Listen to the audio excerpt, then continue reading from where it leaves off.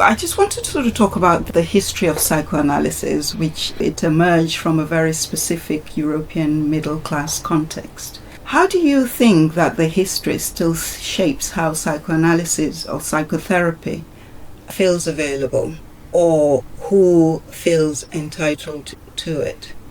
Well, obviously this is the question, because psychoanalysis, like everything else, started somewhere at a certain time. And to begin with, it was about, broadly speaking, fairly affluent, middle-class, white, mostly actually Jews to begin with, but not entirely. So the question is, well, what's that got to do with us?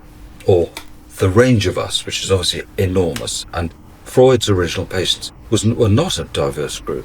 They were a very, very limited group.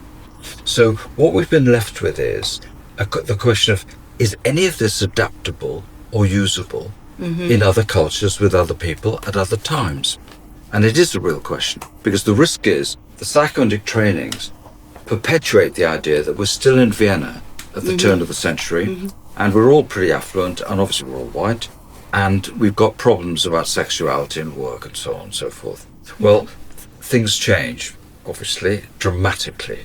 Now, the problem has been that there have been purists who want to keep psychoanalysis, who A, claim they know what it is, and B, want to keep it as they believe it is. And that's been the problem. That's what's really stultified psychoanalysis.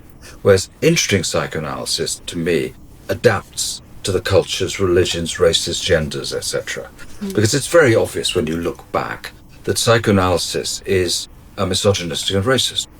Couldn't be clearer. Now, they weren't thinking that then, but we can think it now. And that means we're then free to have different kind of conversations about it and how we want to use it and where we think it's actually more of the problem rather than any kind of solution.